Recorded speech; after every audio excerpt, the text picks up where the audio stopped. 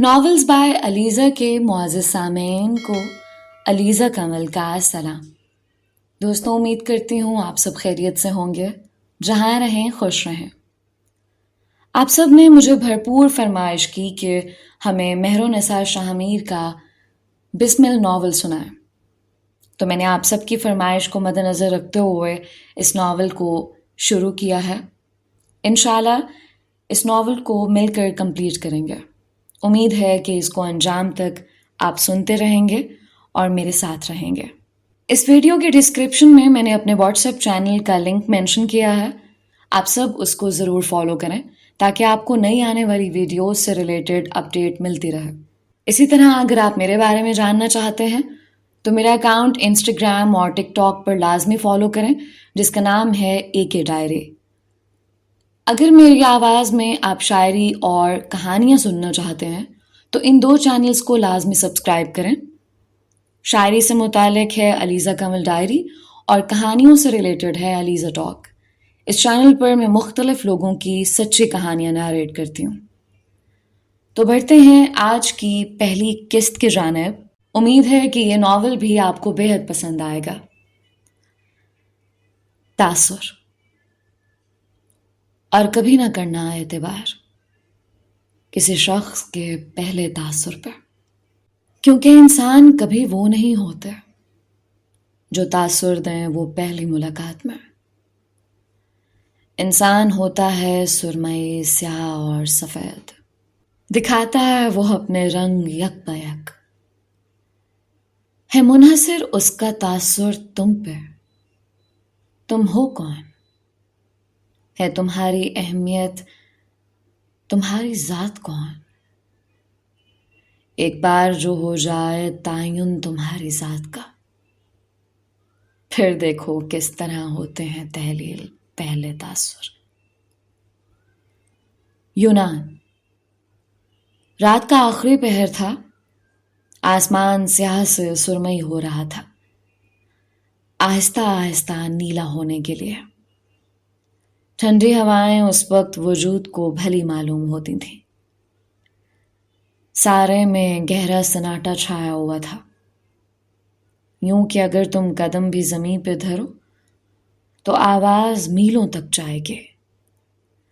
کہانی ایک لمبی سفید گلی سے شروع ہوتی ہے، اندھیرا، گھپ اندھیرا، جس نے سارے میں راج کر رکھا تھا۔ گلی کا سرمئی اینٹوں والا فرش اطراف کے گھروں کی زرد، بالکل ہلکی زرد روشنی میں سرمئی دکھائی پڑتا تھا۔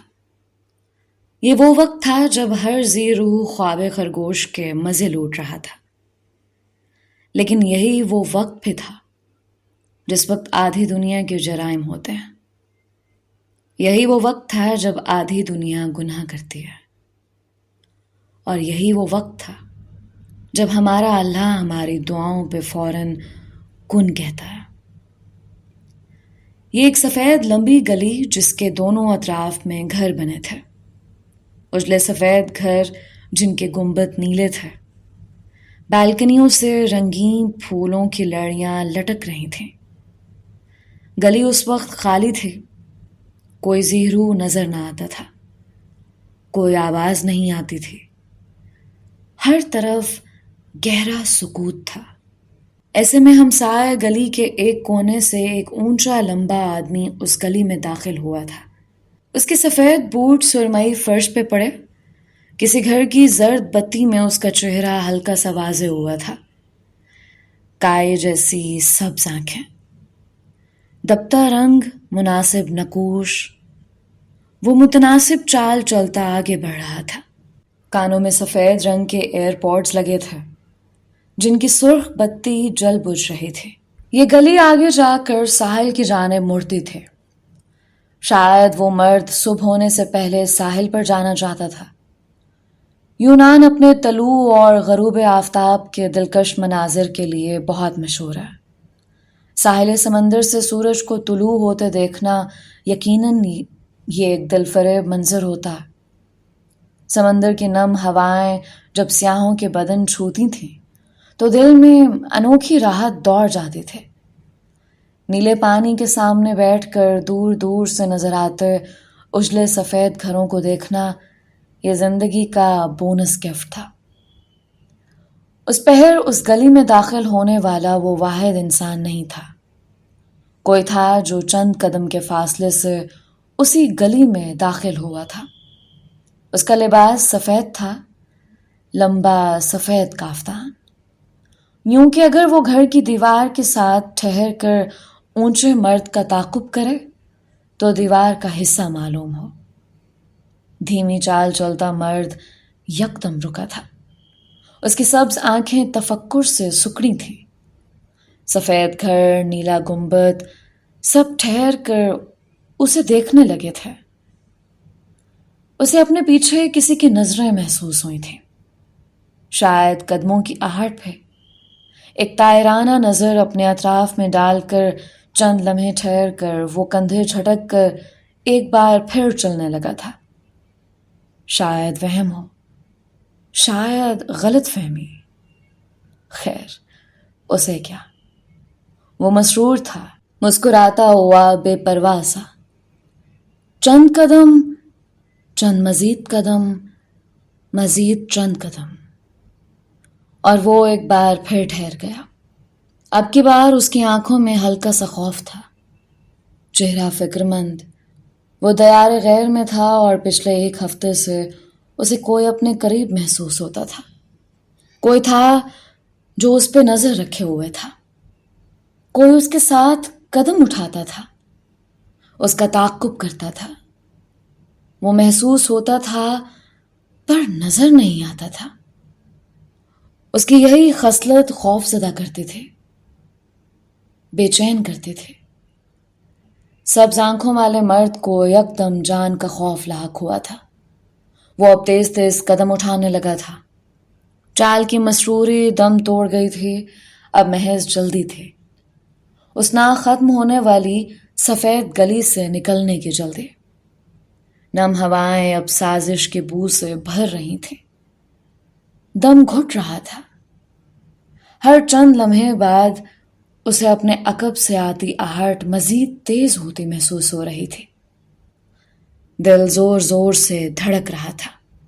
رات کی تاریکی میں اپنے تعاقب کار کا خوف اس کے دل کو برف کیے جا رہا تھا۔ وہ تیز تیز چلتے ہوئے جو ہی پیچھے دیکھتا، گلی میں کوئی نظر نہ آتا۔ خوف سے اس کے سارے جسم میں ایک لہر دوڑ جاتی تھی، ریڑھ کی ہڈی سنسنا جاتے۔ اس کے قدموں کی تیزی کے ساتھ تعاقب کار کی نظروں کی تیزی بھی بڑھ رہی تھی۔ یوں لگتا تھا جیسے وہ ایک پل کے لیے بھی اس سبز آنکھوں والے مرد کو آنکھ سے اوجھل ہونے نہیں دے سکتا۔ کلک کی آواز کے ساتھ سبز آنکھوں والے مرد کا دل ایک پل کو رک گیا تھا۔ اسے یقین آنے لگا تھا کہ اس کے تعاقب میں کوئی ہے، اور جو ہے اس نے ابھی ابھی اپنی گن لوڈ کی تھی۔ جان کا خوف بڑے بڑے سورماؤں کی حکمت عملی کو ردی کا ٹوکرا بنا دیتا ہے۔ اسی لمحے اونچے لمبے مرد کو احساس ہوا تھا وہ محض تعاقب کار نہیں تھا، وہ جان لینے آیا تھا۔ تیز تیز چلتے قدم اب دوڑنے لگے تھے۔ اسے موت کا خوف تھا، یا شاید نہیں تھا۔ اسے بس یہ خوف تھا کہ یوں دیار غیر میں، یوں غیر مذہبوں کے درمیان اسے نہ مارا جائے، کم از کم جینے تلک تو نہ مارا جائے۔ گلی کے عین بیچوں بیچ سبز آنکھوں والا مرد ٹھہر گیا تھا۔ اس کے چہرے پہ ہلکا ہلکا خوف تھا۔ گلی کی زرد بتیوں میں اس کے چہرے پہ پسینے کی بوندیں نظر آتی تھیں۔ وہ کچھ سوچ کر رکا تھا۔ بھاگنا حل نہیں تھا۔ لمبی سفید گلی یوں تھی جیسے بھول بھلیاں ختم ہی نہ ہوتی تھیں۔ تعاقب کار اب دیوار کی اوٹ میں ہو گیا تھا۔ سبز آنکھوں والے مرد نے جھک کر گھٹنوں پہ ہاتھ رکھتے ہوئے چند گہرے سانس لیے۔ اس کے سیاہ بال ماتھے پہ گر رہے تھے۔ وہ چند پل یوں ہی گھٹنوں پہ ہاتھ رکھے جھکا رہا۔ سانس بحال ہوا، خوف زائل ہوا۔ تعاقب کار نظر نہیں آیا۔ مرد سیدھا ہوا، اب وہ الٹے قدم چلنے لگا تھا۔ آہستہ آہستہ بلی کی چال ہو جیسے، آنکھیں عقاب جیسی، بدن چکنا۔ شاید اس نے کوئی حکمت عملی تیار کر لی تھی۔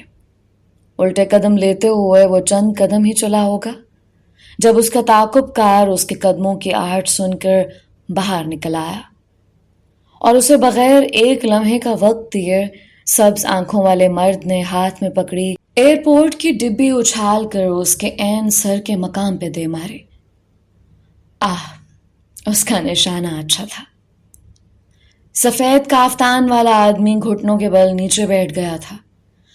درد کی ایک لہر تھی جو اس کے سر میں اٹھی تھی۔ اونچا لمبا آدمی اب تیز تیز قدم اٹھاتا گلی میں ایک جانب کو مڑ گیا تھا۔ جب تک اس کا تعاقب کار اٹھا دکھتے سر کو انگلیوں سے مسلا، تب تک وہ اپنے ہدف کو کھو چکا تھا۔ پیر پٹکتے ہوئے وہ واپس گلی میں چلا گیا۔ یہاں سے چند قدم دور ایک سفید گھر کی اوٹ میں وہ شخص بیٹھا تھا، وہ جس کی آنکھیں سبز تھیں۔ گھر کی بالکنی سے لٹکتی گلابی پھولوں کی لڑی اس کے بالوں کو چھو رہی تھی۔ اس کی آنکھیں اب چمک رہی تھیں۔ خوف زائل ہو چکا تھا۔ مہدی کو لوگ ڈراتے نہیں، فیسینیٹ کرتے ہیں۔ وہ زیر لب بڑبڑایا اور اٹھ کھڑا ہوا۔ اس کی آنکھوں میں عجیب چمک تھے، مرنے سے بچ کر زندگی کی جانب آنے والی چمک۔ چند لمحے بعد اس نے اپنا موبائل نکالا اور مزید چند لمحوں بعد گلی میں اس کے موبائل سے نکلتی اونچی اونچی آواز گونج رہی تھی۔ یہ راتیں، یہ موسم، ندی کا کنارہ، یہ چنچل ہوا۔ وہ مسرور سا سر دھنتے ہوئے جا رہا تھا۔ ساحل سمندر، طلوع آفتاب، پرانے گانے، کوئی ہے تو روک کر دکھائے اسے۔ بلوچستان گوادر۔ اللہ اکبر، اللہ اکبر، اللہ اکبر، اللہ اکبر۔ بلوچستان کے شہر گوادر کے قریب ایک گاؤں میں فجر کی آذانیں بلند ہوئیں تو زمانے کی ساری کثافت دھلنے لگے۔ چھوٹے سے گاؤں کی مسجد کی آذان سارے گاؤں کے گلی کوچوں میں دوڑتی چلی گئے۔ آسمان سیاہ تھا۔ یہ فجر کی پہلی آذان تھی۔ کچھ لوگوں نے سن کر لبیک پڑھا اور کچھ تھے جو سن کر بھی سوتے بنے، اس بات سے انجان کہ جس ہستی کو نیند میں ہونے کا دھوکہ دے رہے ہیں، اس نیند اور سکون کو بنانے والا بھی وہ خود ہے۔ الصلاۃ خیر من النوم، الصلاۃ خیر من النوم۔ مؤذن نے اپنی آخری سی کوشش بھی کر کے دیکھ لی تھی، لیکن کچھ تھے جنہوں نے نیند کو ترجیح دی اور کان لپیٹ کر سوتے پڑے رہے۔ مؤذن خاموش ہوا تو سارے میں جیسے خاموشی پھیل گئی۔ سارا گاؤں ساکن ہو گیا۔ اسی پہر ایک چھوٹے سے گھر میں موبائل کے الارم کی چیختی چنگھاڑتی ہوئی آواز نے کسی کی نیند میں خلل پیدا کیا تھا، جسے نظر انداز کیا گیا لیکن زیادہ دیر تک نہیں۔ چھوٹے سے کمرے میں گونجنے والی آواز سر پہ ہتھوڑے کی مانند برس رہی تھی۔ لکڑی کے درمیانے سائز کے پلنگ پہ لیٹی دو لڑکیوں کی نیند بہت بری طرح خراب ہوئی تھی۔ کمرہ نہ زیادہ چھوٹا تھا نہ بڑا، بس درمیانہ تھا۔ کمرے کے عین بیچ میں لکڑی کا پلنگ تھا۔ دائیں جانب والی دیوار میں دیوار گیر الماریاں تھیں، جامنی رنگ کی الماریاں۔ زینی، بند کرو اس منوز کو، نیند میں ڈوبی ہوئی آواز آئے، اور اس آواز کے ساتھ ہی موبائل کی آواز دم توڑ گئی تھی۔ دوسری لڑکی نے تکیے کے نیچے سے موبائل کھینچ نکالا تھا اور الارم بند کر دیا۔ سکون سا تھا جو اس چھوٹے کمرے میں ایک بار پھر پھیل گیا۔ چند لمحے موبائل بند کرنے والی لڑکی یوں ہی پڑی رہے، آنکھیں نیند سے بھری بھری تھیں، کچھ سرخ بھی، لیکن وہ انہیں بامشکل کھولے ہوئے تھے۔ کاش فجر فرض نہ ہوتی۔ وہ روزانہ دہرائے جانے والی سطر دہراتے ہوئے اٹھ بیٹھے۔ مندی مندی آنکھوں کو مسلتی وہ کسل مندی سے چند منٹ بستر پہ بیٹھے رہے۔ نیم اندھیرے میں اس کا چہرہ واضح نہیں تھا، لیکن وہ کافی دراز قد معلوم ہوتی تھے۔ چند پل بعد اس نے پیر بستر سے نیچے اتارے۔ دوسری لڑکی دوبارہ سو چکی تھے، وہی جو الارم کی آواز سے بیزار ہوئی تھی، اور وہ جو اٹھ بیٹھی تھی وہ اب اپنے موبائل کی ٹارچ لائٹ جلاتی کمرے کا دروازہ پار کرتی باہر نکل آئی تھی۔ اسے وضو جو کرنا تھا۔ چند پل بعد وہ واپس لوٹی تو آدھی بھیگی بھیگی سے تھے۔ نہ جانے کیوں وہ وضو کرتے وقت خود کو اتنا بھگو دیتی تھی۔ واپس آ کر اس نے کمرے میں موجود واحد سوئچ بٹن پہ ہاتھ مارا تو سارا کمرہ پیلی زرد روشنی میں ڈوب گیا، اور اسی لمحے اس کے نقوش واضح ہوئے تھے۔ دراز قد سراپا، دبلی پتلی جسامت، بیضوی چہرہ جو کہ شفاف تھا۔ آنکھیں سنہری تھیں، زیادہ بڑی نہیں بس درمیانی۔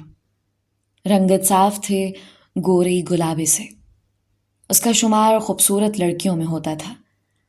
اس کا قد یہ اس کا قد تھا جو اسے ممتاز کرتا تھا، یا پھر چہرے کی سنجیدگی اور روح؟ وہ اپنے دیکھتے والوں کو چند پل کے لیے ٹھٹکا سکتی تھی۔ بیڈ کی سائڈ ٹیبل سے جائے نماز نکالتے ہوئے اس کے ہاتھوں کی انگلیاں واضح ہوئیں، پتلی لمبی انگلیاں جن کے ناخن بڑے ہوئے تھے۔ اس کے سر پہ ریشمی دوپٹہ ٹکا تھا جسے اب وہ اتار رہی تھے۔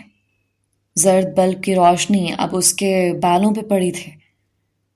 اس کے بال بے حد خوبصورت تھے، شہد رنگ، کمر سے ذرا اوپر تک آتے بال جو کہ نہ ریشمی تھے نہ بے حد کھردرے اور سخت۔ اس کے بالوں کو دیکھ کر تم ضرور ایک بار انہیں چھو کر دیکھنے کی خواہش کرو گے۔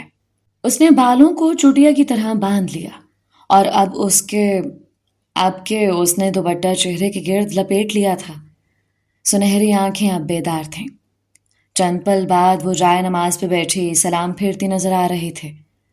اسی لمحے بیڈ پہ لیٹی لڑکی نے اپنا سر لحاف سے باہر نکالا تھا۔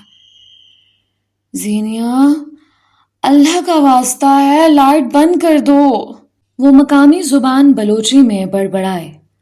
اس کی آواز اب تک خمار آلود تھے۔ زینیا نامی لڑکی دعا مانگ کر اٹھ کھڑی ہوئی تھی۔ اندھیرا ہلکا ہلکا چھٹ رہا تھا۔ ہلکی سی سفیدی سارے میں اپنے پر پھیلانے کو تیار تھے۔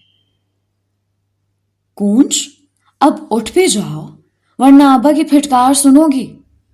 زینیا اسے تنبیہ کرتی الماری کی جانب بڑھائے تھے۔ نفاست سے ٹنگے جوڑے، سلیقے سے جوڑ کر رکھی ہر ایک چیز۔ یہ الماری اس انسان کی تھی جسے خاندان میں پرفیکشنسٹ کہا جاتا تھا۔ مجال ہے جو زینیا حاکم کی کوئی بھی چیز یہاں سے وہاں ہو جائے۔ ذرا سا ہاتھ مار کر بالآخر اس نے اپنی مطلوبہ شے نکال لی تھی۔ اس کا کیمرہ، اس کی متاع حیات اور اس کی فوٹوگرافی کے چند مزید سامان۔ کونج، میں چھت پہ جا رہی ہوں، واپس آؤں تو تم مجھے جگی ہوئی چاہیے ہو۔ اب وہ دراز کھولے کھڑی تھی جس میں مختلف رنگز پڑی تھیں، ایک گول، ایک چوکور اور ایک تکون۔ پتلی تاروں سے بنی رنگز، یہ شاید اس کی فوٹوگرافی کا سامان تھا۔ انہیں وہ انگلیوں میں فٹ کر کے کیمرہ سیٹ کر کے یوں تصاویر کھینچا کرتے کہ لگتا تھا کسی دائرے کے درمیان سے تصویر لی گئی ہے، کبھی کسی تکون کے درمیان سے تو کبھی چوکور۔ زینی، لائٹ بند کرتی ہوئی جانا۔ ایک اور ہانک جسے وہ نظر انداز کر کے کمرے کی چوکھٹ پار کرتی چلی گئی تھی۔ وہ مصروف لگتے تھے، کچھ بیزار بھی، بلکہ اس کے تو ماتھے پہ لکھا ہوتا تھا وہ ساری دنیا سے ناراض ہے۔ اس گھر میں کوئی میری سنتا کیوں نہیں ہے؟ لائٹ بند کر دو۔ وہ چیختے ہوئے اٹھ بیٹھے تھے۔ بیزار اکھڑا چہرہ، پلنگ سے اترتے ہوئے اس کے انداز میں جارحیت تھی۔ وہ اس گھر کا ایک چھوٹا بچہ تھے، اور گھر کے چھوٹے بچے کے دکھ سے بھلا کون نا واقف ہوگا۔ وہ 17-18 برس کی لڑکی تھے، سیاہ بالوں اور درمیانے قد والے۔ اس کا رنگ سانولا سا تھا، پکا سا سانولا۔ آنکھیں بڑی بڑی تھیں، بھویں جڑی ہوئی۔ چہرے پہ جا چکے دانوں کے ہلکے ہلکے داغ باقی تھے۔ وہ خوبصورت تھے، نقش پیارے تھے، لیکن کیا تھا جو اسے عام بناتا تھا؟ اس کا روکھا، خشک اور بے جان چہرہ، جس پہ خشکی کی وجہ سے خشکی کے سفیدی کے چھلکے سے بن گئے تھے۔ سیاہ کندھے سے نیچے آتے تک بالوں کو گول مول باندھے وہ بیزاری سے باہر نکل گئی تھے۔ یہاں سے چند قدم چل کر سیڑھیاں چڑھ کر گھر کی چھت پہ آؤ تو بلوچی کنگھا پہنے ہوئے دراز قد لڑکی ایک سٹول پہ چڑھی کھڑی تھی۔ دیواریں اونچی تھیں جس کی وجہ سے اسے مناظر قید کرتے ہوئے دقت ہوتی تھی، لیکن وہ زینیہ تھے۔ مسائل سے پہلے اس کے پاس حل آیا کرتے تھے۔ اب وہ گردن ڈھلکائے بادلوں سے ڈھکے آسمان کی تصاویر لے رہی تھی۔ دافتن اس کے گگھے کی جیب میں پڑا موبائل تھر تھرایا۔ نیم اندھیرا اور ابھرتی ہوئی روشنی میں اس کا دراز قد سراپا باروب لگ رہا تھا۔ وہ سٹول سے نیچے اتر آئے، گگھے کی جیب سے اپنا موبائل باہر نکالا۔ گگھا ایک طرح کا قبائلی لباس ہوتا ہے جو کہ گول فراک کی طرح ہوتا ہے، لیکن یوں اس میں گھیر نہیں ہوتا۔ بازو، سینے اور دامن پہ مختلف قسم کے روایتی کشیدہ کاری کی ہوتی ہے۔ کبھی یہ گگھے شیشوں کے کام والے ہوتے ہیں تو کئی بار سوئی یا پھر کنڈی کے کام والے بھی۔ اس وقت جو گگھا زینیہ نے پہن رکھا تھا اس پہ شیشوں کا کام ہوا تھا۔ موبائل ہاتھ میں لیے، کیمرے کو کندھے سے لٹکائے وہ مصروف سی نوٹیفیکیشن کھول رہی تھی۔ اس کے چہرے پہ نیلی روشنی پڑ رہی تھی۔ اس نیلی روشنی میں اس کی فیروزے کی لونگ نظر آئی تھی۔ یوں لگتا تھا جیسے اس کی ناک کے لیے ہی بنی ہو۔ کبھی کبھی انسان کے ہاتھ، گلے یا تن پہ پہنی چیز اتنی سج رہی ہوتی ہے کہ یوں لگتا ہے جیسے یہ اسی کے لیے ہی بنی ہو۔ زبردست۔ آپ کے لیے کام ہے مس حاکم۔ چند دن بعد ایک ٹریول گروپ آپ کے علاقے آ رہا ہے، کیا آپ ان کے لیے فوٹوگرافی کر سکتی ہیں؟ انگریزی میں لکھا ایک تفصیلی پیغام۔ اس کی سنہری آنکھیں چمک اٹھی تھیں، لبوں پہ ہلکی سی مسکان تھی۔ اسی لمحے چہرے کے گرد دوپٹہ لپیٹے کونج آتی دکھائی دے۔ زینیہ نے مسکراتی نظروں سے اسے دیکھا تھا۔ وہ جب مسکراتی تھی تو آنکھیں چھوٹی ہو جایا کرتی تھیں، چہرہ چمکنے لگتا تھا، گال سرخ ہونے لگتے تھے۔ تمہیں پتہ ہے کیا؟ مجھے ہمارے یہ شہر میں فوٹوگرافی کے لیے بلایا گیا ہے، وہ خوشی سے بتا رہی تھی۔ کونج کے تاثرات البتہ خشک ہی رہے۔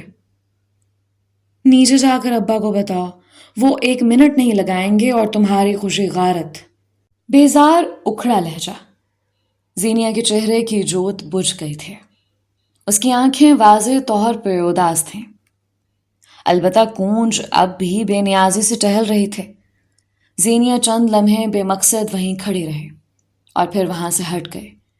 ابھی اس نے نیچے جانے کو پہلی سیڑھی پہ قدم رکھا ہی ہوگا جب کونج کی آواز پہ ٹھہر گئے۔ اب جا کر ابا سے اپنی ناکام خواہشات کا بدلہ لوگی نا، کیونکہ زینیہ نے معاف کرنا تو سیکھا ہی نہیں۔ اس کا لہجہ عام تھا۔ زینیہ جانتی تھی اسے اپنی بہن سے مسئلہ نہیں تھا، بلکہ اس وقت زینیہ سے زیادہ اس کا اپنا دل جل رہا ہوگا، لیکن وہ ابا کے خلاف زہر اگلنا نہیں چھوڑے گی، یہ طے تھا۔ سنہری آنکھیں ویسی نہیں رہ گئیں جیسی یہاں آتے وقت تھیں۔ ان میں بدلہ تھا، انتقام تھا۔ وہ ایک سازشی لڑکی تھی جسے اپنی محرومیوں کا بدلہ لینا آتا تھا۔ سیڑھیوں پہ پڑتے اس کے قدموں کی آواز کسی سازش کا نکارہ بجا رہے تھے۔ یونان جنوبی مشرقی یورپ کا ایک ملک ہے جو کہ سیاحت اور اپنے دلکش نظاروں کے لیے مشہور ہے۔ یونان کا دارالحکومت ایتھنز کہلاتا۔ یہ ملک اپنے حیرت انگیز ساحلوں اور شفاف نیلے پانی کے لیے بہت مشہور ہے۔ اس کے علاوہ سائکیڈلک فن تعمیر کے خوبصورتی، غروب آفتاب کے دلکش مناظر اور بے شمار سیاحتی مقامات بھی۔ یونان اپنے آپ میں ایک دل پہ سحر کر دینے والا ملک ہے۔ خوبصورتی، ثقافت، کھانے اور سیاحت دنیا میں جب کہیں ان چیزوں کا ذکر ہوگا وہاں یونان کا ذکر ضرور ہوگا۔ ہماری کہانی کا حصہ اس وقت یونان کا ایک جزیرہ ہے، سینٹورینی، نیلے اور سفید رنگ کا آمیزہ۔ سینٹورینی بے شک دنیا کے سب سے خوبصورت جزائر میں سے ایک ہے۔ یہ جزیرہ اپنی تاریخ، ساحل، کھانے اور سمندر کے کنارے بنے اپنے حیرت انگیز سفید گاؤں کے لیے بے حد مشہور ہے۔ سینٹورینی کا دارالحکومت گوکا فیرا ہے، جسے یونان میں تھیرا یا تھیراؤں پا بھی کہا جاتا ہے۔ لیکن اس وقت ہماویہ نامی ایک جادوئی شہر کی سیر کو نکلے ہیں۔ یہ شہر ایک کھری چٹان کی چوٹی پہ واقع ہے اور اپنے سفید اور نیلے مکعب شکل کے گھروں کے لیے مشہور ہے۔ اگر تم اویا کی سیر کو نکلو تو تمہیں یوں لگے گا جیسے تمہاری زندگی میں بس دو رنگ ہیں، گھروں کے اوپر ہوا سفید رنگ اور ان کے گنبد پہ رنگا ہوا نیلا رنگ۔ یہ شہر بلکہ پورا کا پورا یونان اپنی مثال آپ ہے۔ دنیا بھر سے لاکھوں کی تعداد میں سیاح یہاں ہر سال آتے ہیں۔ زندگی میں اگر یونان کی سیر نہیں کی تو سیاحت ادھوری ہے۔ اویا شہر میں واقع ایک نیلا سفید کیفے اس وقت لوگوں سے کھچا کھچ بھرا ہوا تھا۔ دنیا بھر سے آئے سیاح اور کئی مقامی لوگ اس وقت اسی کیفے میں جمع تھے۔ یہ ایک اوپن ایئر کیفے تھا جہاں دیواریں سفید پینٹ میں ڈوبی تھیں اور کرسیوں کو نیلے رنگ میں رنگ دیا گیا تھا۔ نرم گرم دم توڑتی دھوپ کرسیوں پہ بیٹھے لوگوں پہ پڑ رہی تھی۔ جہاں کرسیاں ختم ہوتی تھیں وہیں اسی اختتام پہ ایک سٹیج نما جگہ بنائی گئی تھی۔ شاید لوگ کسی کا انتظار کر رہے تھے۔ کوئی تھا جو یہاں آ کر ان سے مخاطب ہونے والا تھا۔ سٹیج کی ایک جانب ایک لمبا چوڑا پوسٹر لگا تھا جس پہ اس انسان کی تصویر لگی تھی۔ ہاں، اسی کی جس نے ابھی کچھ دیر میں یہاں آ کر ان تمام لوگوں کو اپنی بات سنانی تھی، کیونکہ اسے باتیں ہی آتی تھیں۔ انتظار کرتے کوفت زدہ چہروں، اشتیاق میں ڈوبے اپنی کافی ٹھنڈی کرواتے لوگوں کو چھوڑ بیک سٹیج کی جانب آؤ تو یہاں کھڑا تھا وہ آدمی، وہی جس کا چہرہ پوسٹر پہ لگا تھا۔ یہاں کافی چیزیں پھیلی ہوئی تھیں، کپڑے، جوتے، لوگ۔ شاید یہ شو بے حد جلدی میں ارینج کروایا گیا تھا۔ دراز قد مرد سیدھا کھڑا تھا، اس کے آس پاس دو لوگ تھے۔ ایک اس کا مائک اس کی کمر پہ فٹ کر رہا تھا، دوسرا اسے بار بار ایک ورق پہ لکھے الفاظ دہرانے میں مدد دے رہا تھا۔ یہ زبان اس کے لیے انجان تھے، اسے الفاظ رٹنے میں دقت ہو رہی تھی۔ وہ سخت بیزار نظر آتا تھا۔ اس کے قد کے علاوہ ایسا کچھ نہیں تھا جو اسے قابل غور بناتا۔ ساملی رنگت رکھنے والا عام شکل مرد جس کے بال سیدھے تھے لیکن بے حد سٹائلش انداز میں کٹے ہوئے، ناک کھڑی تھی، نقوش عام سے، ایک عام پاکستانی نقوش۔ وہ خوبصورت نہیں تھا، پرکشش بھی نہیں۔ اس کے چہرے پہ بس ایک چیز تھی جو چند پل کے لیے اسے دیکھنے کو مجبور کر دے گی، اس کی سبز کائے جیسی آنکھیں، وہ جو اسے مشرقی ہوتے ہوئے مغربی بناتی تھیں۔